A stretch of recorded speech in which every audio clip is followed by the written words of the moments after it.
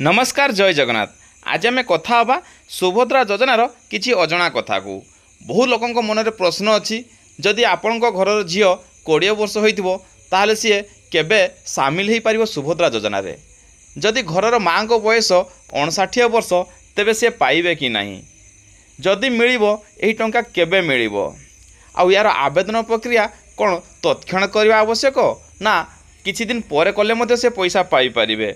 तो आसतु यही भाया विभिन्न प्रश्नर आज उत्तर खोजा आउ जानिबा कौन रही किछि अजଣା कथा सुभद्रा योजना विषय रे। आपण मानक प्रथम प्रश्न जे आपण घर झीर बयस जदि 20 वर्ष होईची सी कौन सुभद्रा योजना सामिल हो पारिबो कि? उत्तर होउची वर्तमान सी सामिल हो पारिबे नहीं। तांकु जतेबेले 21 वर्ष पूर्ण करिवे एवं अन्यान्य योग्यता पूर्ण करिवे सेतेबेले से आवेदन करिपारिबे एवं सुभद्रा योजनार लाभ उठै पारिबे। आपण समस्त द्वितीय प्रश्न जे आपण माँ को बयस जदि बर्तमान 59 वर्ष ताहले कौन सी सुभद्रा योजनार सामिल हो पारिबे? जदि हो पारिबे केते टंका पाइबे? जार उत्तर होउची जदि से वर्तमान 59 वर्ष रे अछंती किंबा 1/7/2024 सुधा तांकर 60 वर्ष होई नाही ताहले से सुभद्रा योजना पाई आवेदन करि परिबे। किंतु आपण माने गोटे कथा मने रखंतु, जदि से स्कीम पाइबा भितरे जेबे तांकर 60 वर्ष पूर्ण होई जीवो सेबेठारु से आउ पैसा पाई परिबे नाही।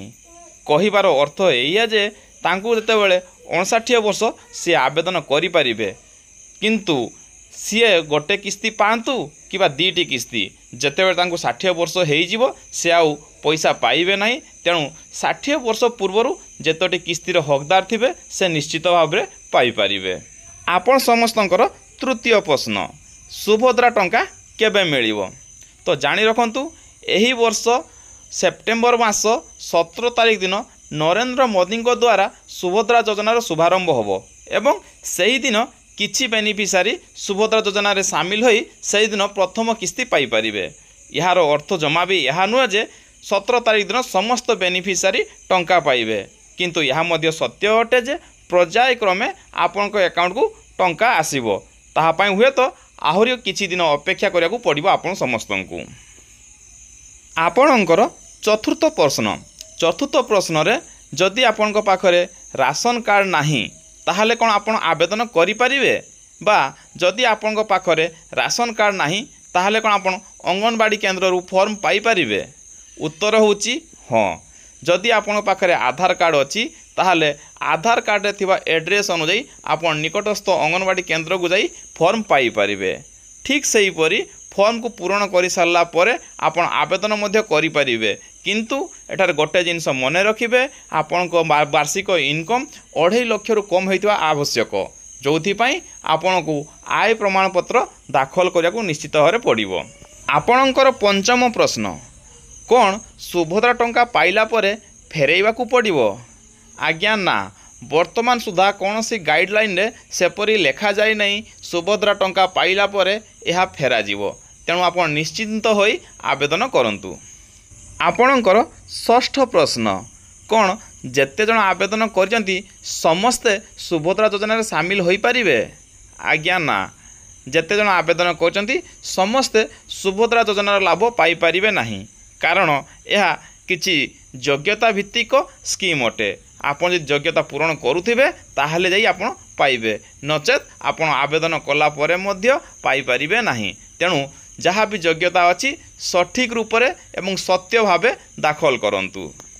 आपण सभी सप्तम प्रश्न कौन आशा दीदी, अंगनवाड़ी दीदी, बैंक मित्र, कृषि मित्र, सीआरपी, एमबीके आदि माने आवेदन करिपारिबे, बा जो महिला माने आउटसोर्सिंग हिसाब से काम करुचंती से माने कौन आवेदन करिपारिबे? जार उत्तर होउची हाँ, आपण माने आवेदन करिपारिबे, किंतु आपणकर वार्षिक इनकम 2.5 लाख रु कम हेबा आवश्यक, जोथिपाई फाइनल गाइडलाइन रिवाइज की आसी सेठारे क्लियरली यह मेंशन करा जाइछि।